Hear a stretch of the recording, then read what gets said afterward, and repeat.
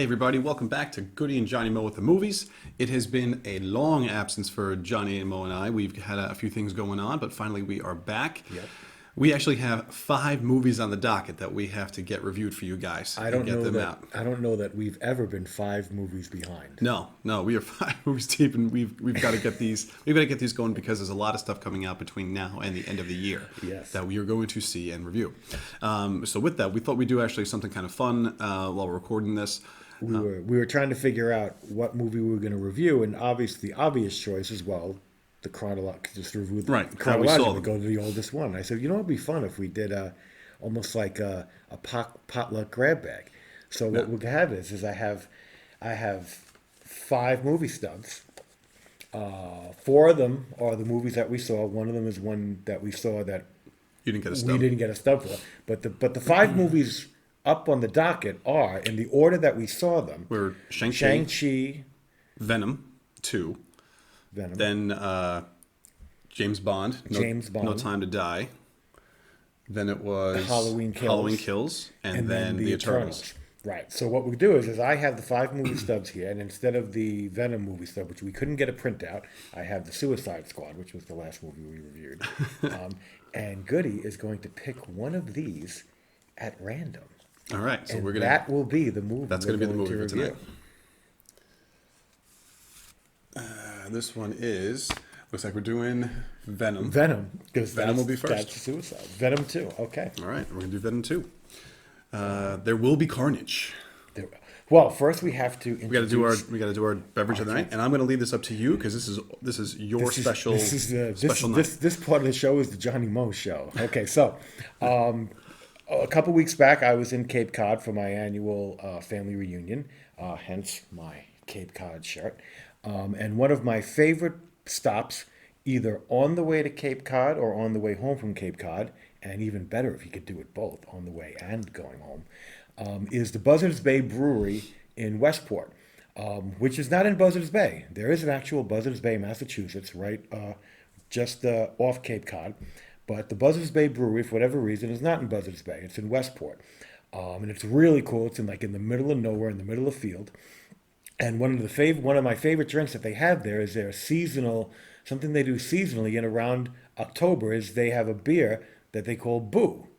B for B-O-O, for ghosts. So I got my standard growler full of Buzzards Bay Brewing Company Boo. And basically, I finished off what we had into these 2 glasses, poured into my official Buzzards Bay Brewing Glass Company. Did you buy that, or was that sticky fingers? No, I bought that quite a number of years back. Oh, there you go. And I've had it ever since, and I always actually bring it with me because, in theory, when you show up at the brewery with the glass, you're supposed to get like a discount. This year, due to COVID, they didn't do that, but they were still very happy that I brought the glass. Cool. And this year, I picked up my Buzzards Bay Brewing. Now, I don't think I've ever had this. I don't remember you bringing a growler home before. You know what? I've never brought a growler home before, but I think a couple of years back, I might have brought back some cans of Boo. Okay. So you may have tried this. That's possible. A couple of years back. So we're going to have a taste. So here we go. So cheers to episode 48. Episode 48. And to Venom, There Will Be Carnage. Yeah. This is nice. Yeah, it's a little dark. This is nice. I actually like dark beers. That's okay. I'm going to finish that before the end of the episode. I'm going to put that down. I'm going to take that off and unzip this and get into standard. Now we're in movie mode. Now standard geek mode, wearing a Star Wars shirt. So, Venom, There Will Be Carnage. Is it Venom 2, There Will Be Carnage, or just Venom, There Will Be Carnage? I think it's just Venom. I think it's just Venom, There Will Be Carnage. Yeah, I think that's the title card. We wound up seeing this at not one of our standard venues. We've been to this venue before, but we were meeting some people that were coming from Nassau County, so we kind of met in the middle at the United Artists in Farmingdale. That was United Artists one. Usually we were at the Island 16 in Holbrook. Before COVID, we were at Sayville. Yep. Which which Big news. we are very happy to announce that the Save a Save a Movie Movie Theater Theater will be reopening very soon. this Friday. This Friday. This Friday, November Okay. 19th, just in time for Ghostbusters Afterlife to come out. I think they timed that very well. Yeah. It seems to have been going under renovations since COVID shut them down. And this will be the first time they will be reopening since March of 2020. So I'm very happy to see that. I hope the popcorn is just as good. And I'm looking forward to getting back there. We think they've been doing some renovations. So Yes, we're curious to see if it's going to have. I'm curious to see what they got going on in there. I hope to God they fix the air conditioning system, because that has been busted for years. Maybe even thicken the walls a little bit, because quite often you can depending hear on what you can hear another movie. you're in, you can hear what's going on in the other theater. Pretty funny. But I think the first movie we're going to see there is Ghostbusters. This weekend. So we literally were like, we need to see before we get 6 movies behind, because at some point, the movies drop off. Like, we just never get to them. And there have been movies that we've seen in the past that we've never got to. I was just going through my movie stubs just before to pull out these movie stubs, and I pulled out all the movie stubs that were in my wallet, and I'm like, wow, I don't think we did a review of Old or Nobody. Right. Well, maybe we did do Old. I don't think so. No, I don't think we did. Me and Chris see a movie, and we talk about it for so much in the car. Right. Afterwards, or outside the theater afterwards, it almost feels like a review. So I know we talked about it. We could almost do like a fresh take coming out of the theater. We could probably do like a quick little like YouTube review that way. That would be interesting. We do a live review from the theater. Yeah. We could try that one time. So we're seeing Venom. My overall thoughts coming out of the theater after I first saw this was I enjoyed this more than the first film. Yes. The first film, Hardy's great as Eddie Brock. I think he does a good job in the role. Yeah, and you know what? No, I'll be honest with you. I'm not a really big fan of him as an actor. Like, he doesn't do much for me, and I feel like a lot of his roles are a little like he was Bane, wasn't he? Bane. Yeah, he was Bane. And he was like, was he really that jacked up, or was he CG?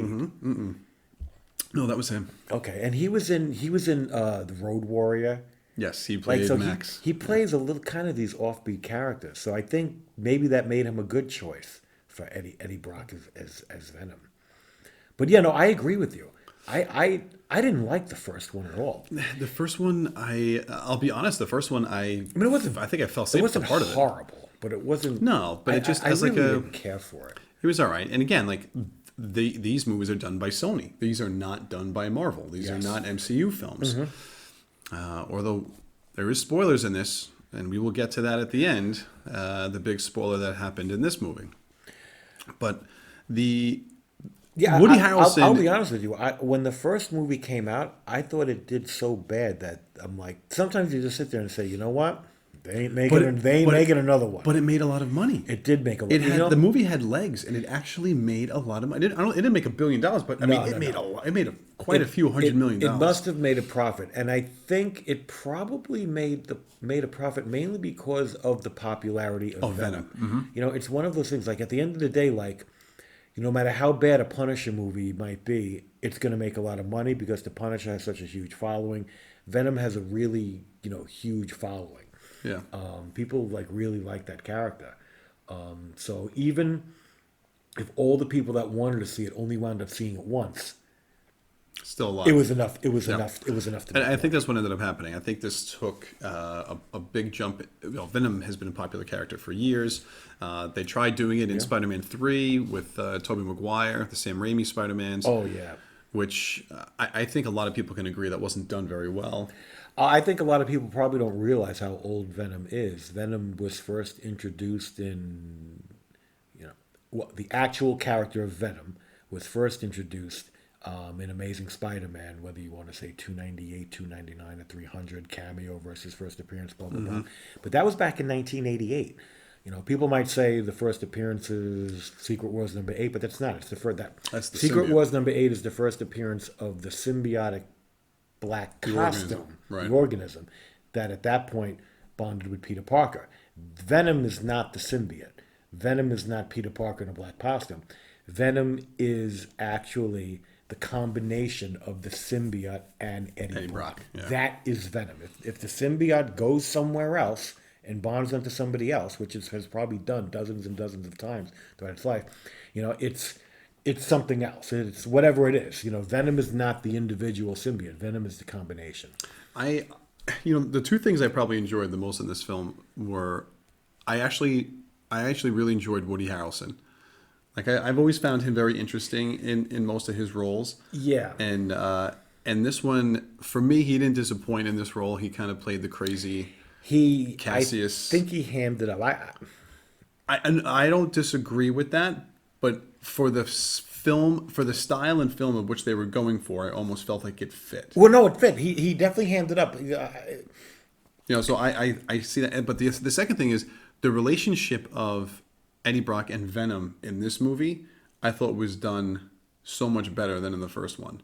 Yeah. Like there was such like this buddy relationship that they had, and the way that they play it up, I thought that made for a lot of comedy. Like I found this film to be much funnier than the first one. And I think the comedy in this film worked. Yes. A little bit better than the first one. Because in the first one, you were just like, you're just getting accustomed to everything, and then they're throwing in these jokes, and it's like, is it supposed to be funny? Right.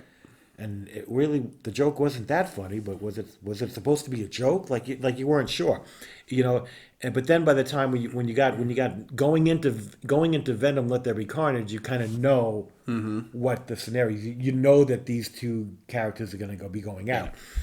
Because in all honesty, I don't think the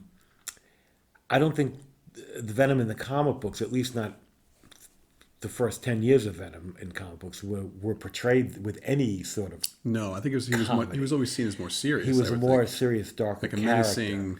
Yeah, I mean, granted, as in the comic books, as Venom became more and more, they made him a little bit more outrageous, a little bit more wacky, but the roots of Venom were darker, and I think that's where most of the appeal comes from, is from that dark part.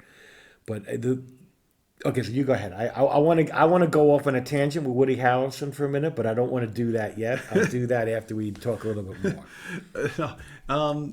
The movie was also short. Like this was not a long film. I think it was. Oh, you know what? I remember you saying that. I think it was just over 90. It was around like 90 minutes. Like an hour and a half. Yeah, this was not your typical standard 2-hour superhero film. I forget the girlfriend's name in the movie. It's she has a villain name.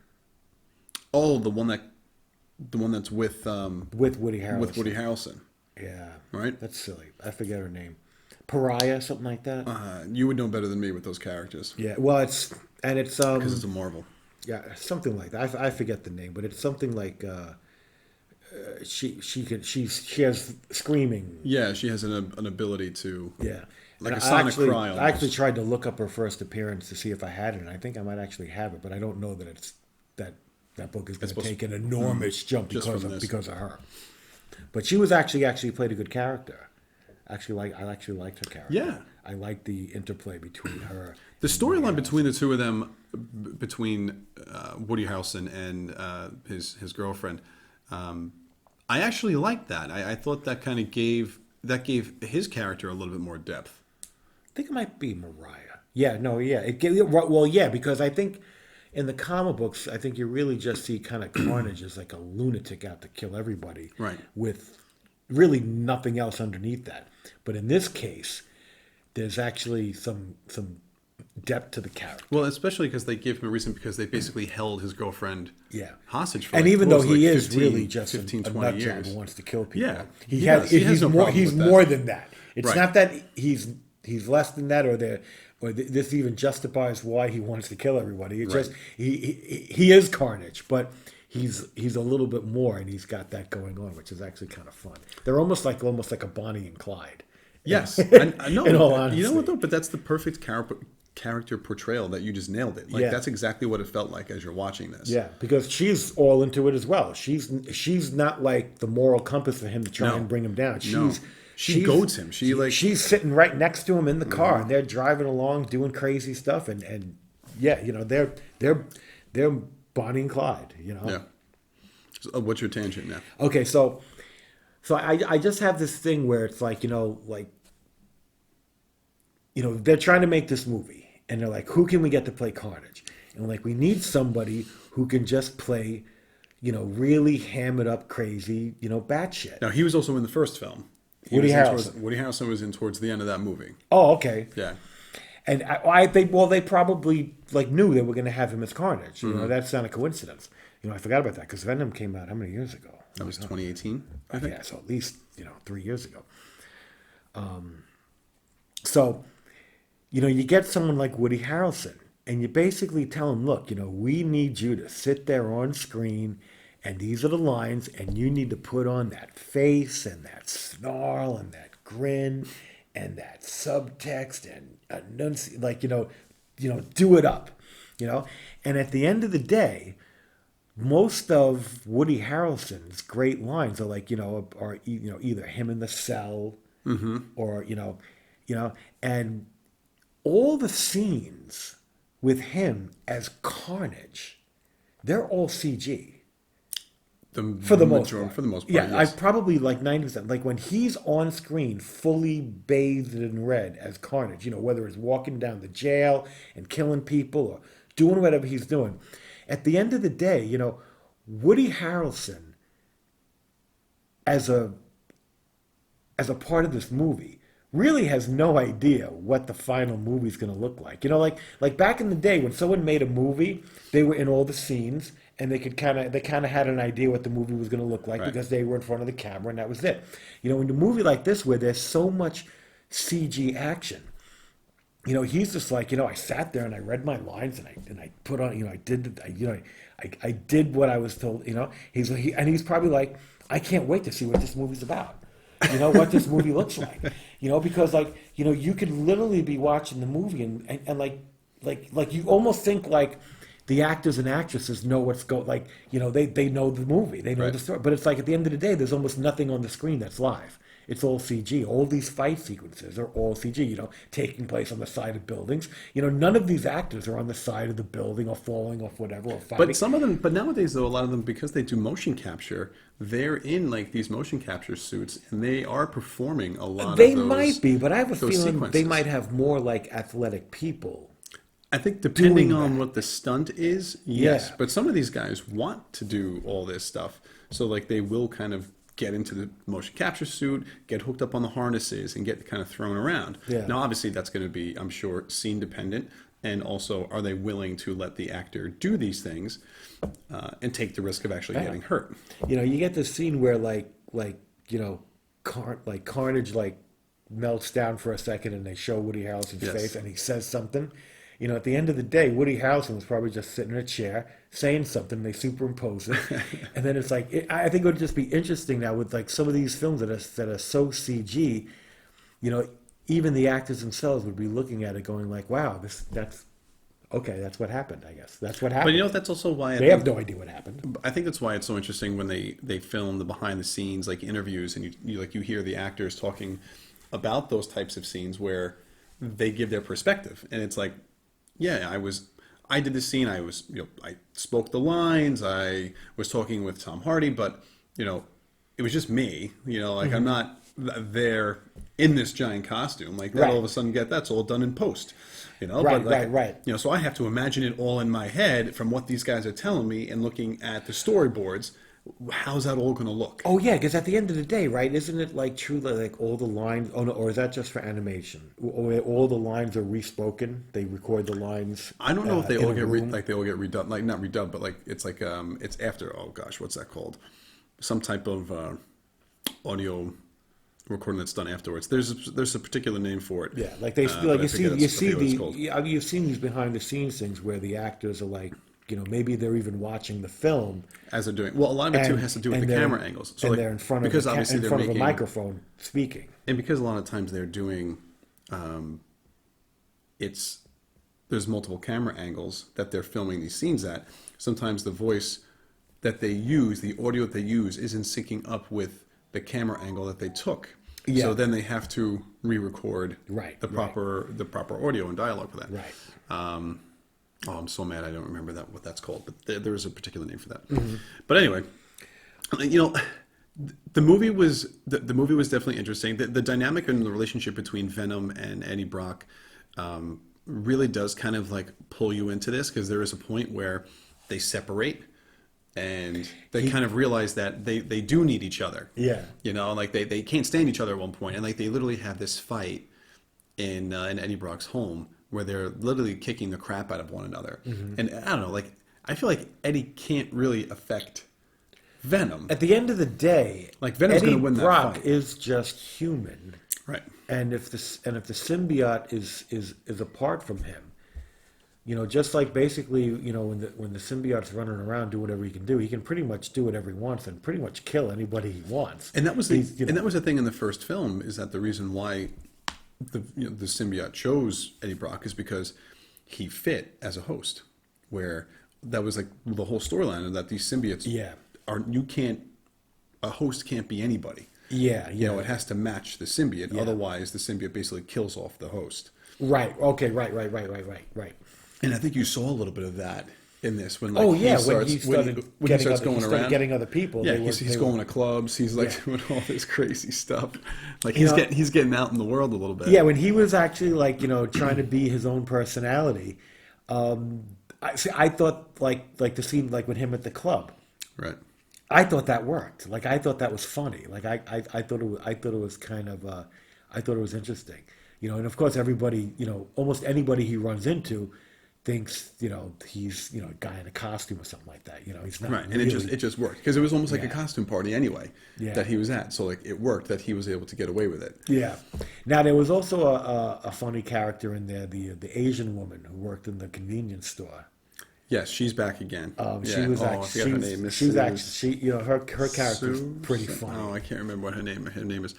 But yeah, even like like she has like a not a fight with them, but you could see there's like this joking relationship almost. Yeah. And even she knows about Venom.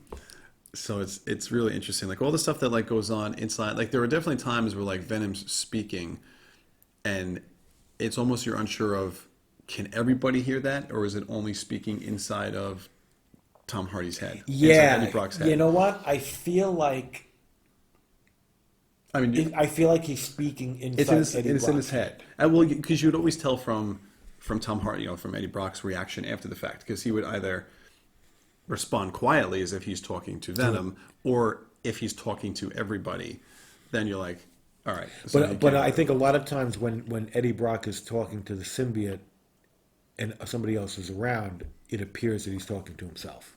Right. Yeah. Which is funny, but yeah, because you would think I guess Eddie Brock can't telepathically talk to him silently. Right. He actually has to talk out loud. Well, yeah, that makes sense, because the symbiote has that power to do that. Mm-hmm. You know, that's one of his powers. And Eddie Brock is just a guy. He can't do any of that. He's just got to talk. That's pretty funny.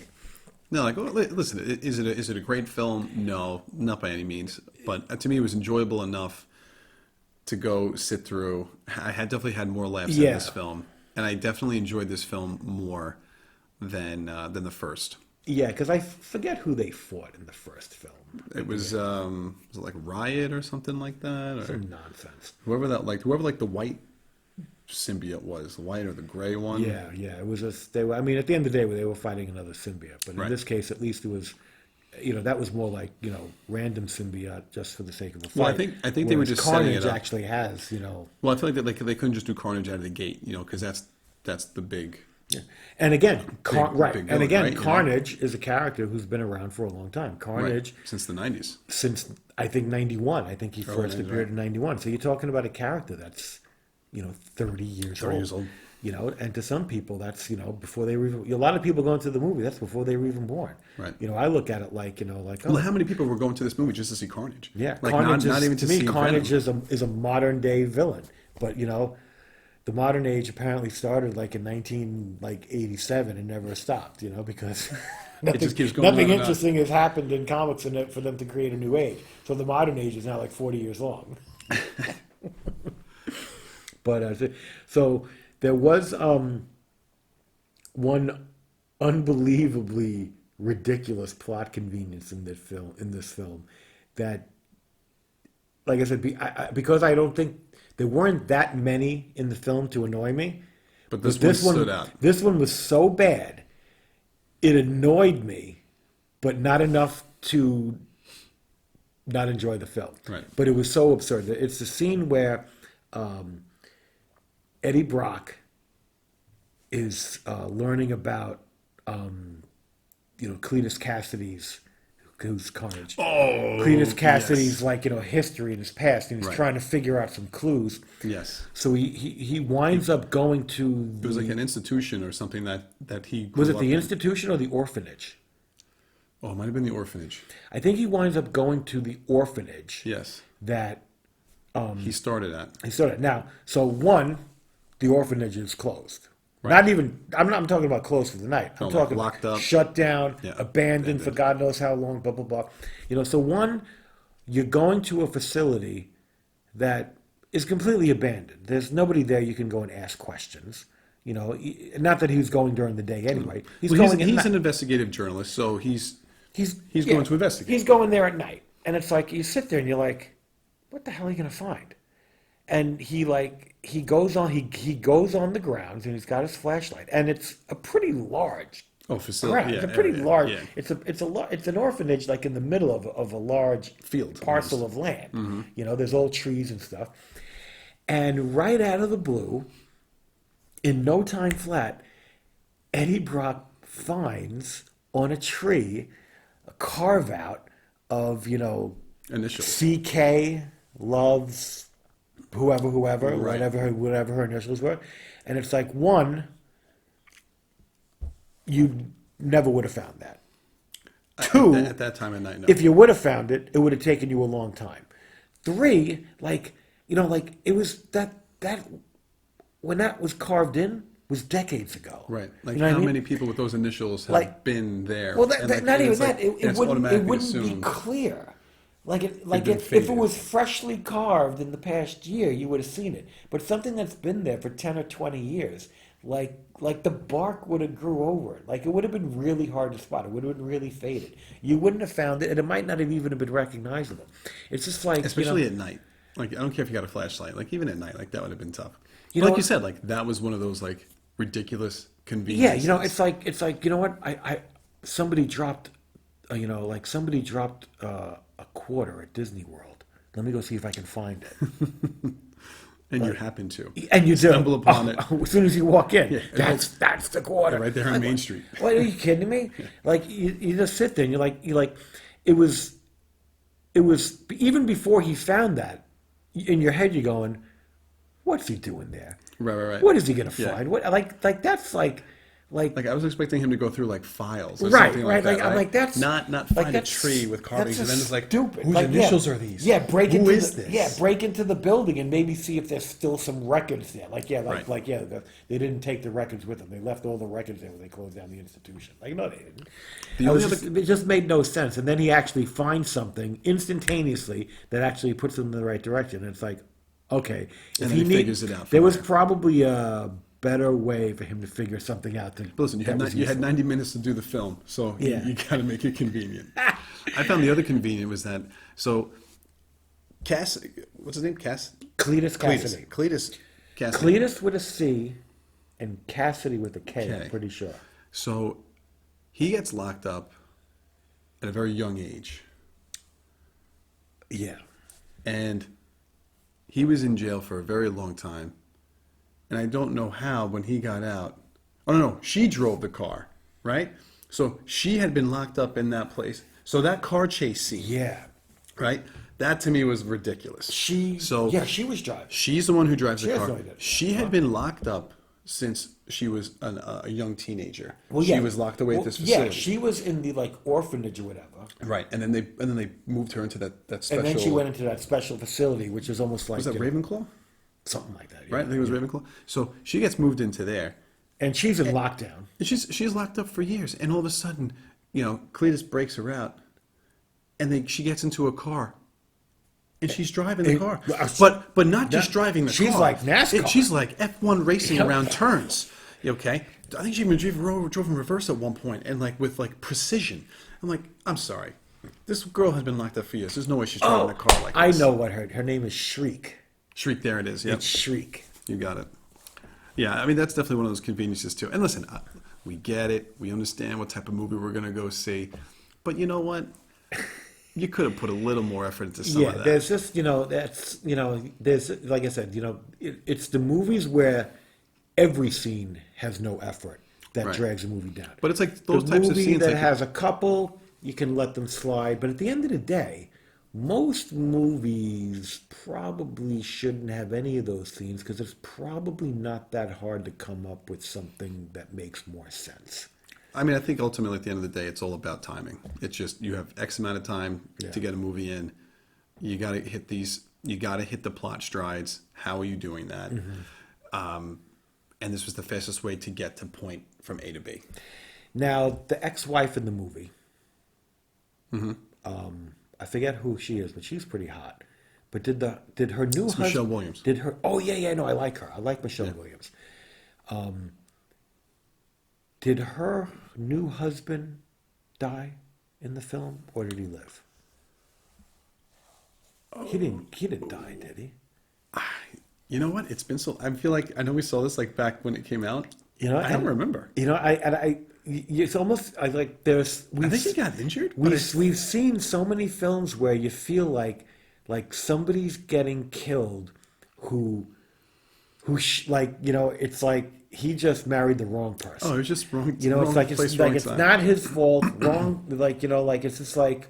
I actually think he's okay. Okay. I think he survived. I shouldn't say he's okay, but I think he survived. Yeah, and I think we had that same reaction to the last Halloween movie, not Halloween Kills, but the one before that. Right, the 2018 just the Halloween, where like Jamie Lee Curtis's daughter's husband gets killed, and it's like he shouldn't have died. Messed up. That's just messed up. And I felt like in this movie, if Michelle Williams' husband dies in this movie, I'm like, that's just that would have been sad because he's just like wrong place, it's not wrong his time. fault. He's trying to do the right thing, this and that. He knows that Eddie Brock is a pain in the ass, and he's got to. I don't know that he knows that he's Venom. Yes, he finds out. No, but he finds out during the movie. He finds out during the movie. Oh wait, doesn't Michelle Williams become almost like a lady Venom at one point? That was in the first movie. No, this one. What did she do this time? Like they team up to help Eddie. Oh, doesn't he it goes out of him and then into her? Yeah, for something. Yeah, for and like it was like unexpected. Yeah, right? I'm pretty sure there's a spot part where she becomes. She bonds with the symbiote for a while to do some stuff, and that's kind of cool. Like seeing like a hot female Venom, that makes sense. But like they worked it into the film. Like somebody probably said we should do that. And it's like, okay, well let's make it make sense. And the way they did it made sense. But they also did that in the first film also. Yeah, she takes on the symbiote for a period of time. Oh, okay. As well, not a long period of time, but she does that as well. But she definitely did it in this film too. Yeah, I remember that, and that worked. Like visually, it worked. That somebody's probably said, "Well, let's do that," but like they worked it into the film so that happening made sense, and I was okay with it. Like I said, like this movie flowed better. A lot. It flowed better. It flowed better than the first film. It really did. I enjoyed it. I definitely enjoyed this film. I got how many stars do I give it? Probably still only gets 2.5. But that's at least a full star more than the first one.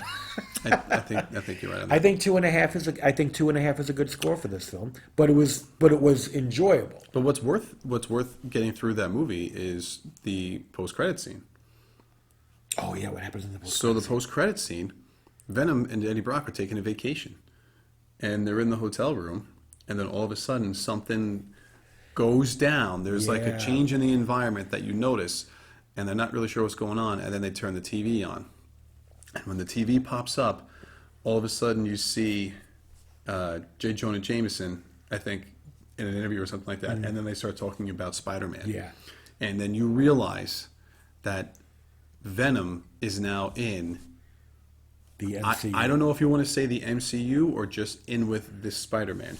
Well, because from what I'm hearing and what I know, this last Spider-Man film that's coming out in this No Way Home is the final Spider-Man film for the MCU. Okay.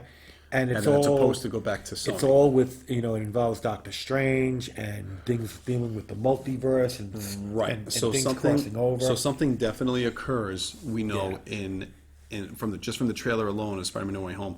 And I think this was kind of like a little preview of that. So I think the next time we see Venom, I'm thinking Spider-Man is going to be involved. I think Venom is going to be a cameo. You think it will be a cameo in No Way Home? In No Way Home, along with a boatload of other people doing cameos. I think it's going to be a cameo up the wazoo. Yeah. But Which I think will Venom's which will be fun. I don't think Venom will be involved. I think, if anything, to me, Venom will be the post-credit scene. Yeah, I don't think Venom's going to be the main villain in any capacity. No. I don't even think he has anything to do with like any of the fight scenes. No, probably. I just think he's going to show up at some point, along with a whole other people are going to show up. It's just to connect Spider-Man and Venom. Yeah, it's just to get those two guys Yeah. connected. I'm expecting Spider-Man No Way Home to be a whole parade of stuff. They're going to be pulling people out of all the movies in the past. They did. Yeah. It seems they're doing that. They're going with the whole Spidey multiverse, which to me is fine. I think it's a great way to bring back some of these characters. We don't know for sure until we see everything. They still haven't dropped the second trailer, although that's supposed to be coming out very soon. And I think when they do, we might see a little bit more than the first one. Yeah. So we'll see what happens. Okay. But overall, I think that was it for Venom. Yeah. If you haven't seen it yet, we but you assume enjoy that there will be a third. Yeah, I think Sony's going to keep going with this one. With this, to them, this is. I mean, at the end of the day, any winning franchise for any of these companies, they're hoping to get 3 movies out. Well, think about it. You got Venom, and now Sony is also doing Morbius. Mm-hmm. That's also a Sony franchise, so that's going to become that's a whole nother Spider-Man. There was talk about a Craven movie at one point in time. I don't know if they're still planning on doing that or not. Craven movie? Mm-hmm. Okay. Wait, didn't they introduce in the post at the end of the movie, like a blue Venom symbiote type guy with like? Oh, it was that guy who got hit with it, right? That was supposed to. It's supposed to be like an offspring, of Venom. Oh, no, or an offspring of Carnage. Carnage, Of Carnage. So third generation. So it's supposed to be something like that. Because at the end of the day, Carnage was like an offspring of Venom, so to speak. Right. Somehow. And I think that's how they're going to kind of play that into the next one. But we'll see what happens. I'm sure that'll be in development. Well, keep in mind, at the end of the day, almost all these movies have some sort of teaser thing at the end that may or may not come to fruition. Right. How many movies have been one-offs? They never went with the second one, even though they dropped. Obviously there will be a second one, because why would they do that? Well, they're planning on doing a second one, hopefully, or a third one. Hopefully they do. But we'll see. But I think that's going to be it for this episode. Yeah. Okay. All right. So, guys, cheers. Thank you so much for watching and listening. Next one will be episode 49. Thank you so much for joining us. See you in a bit. Take care.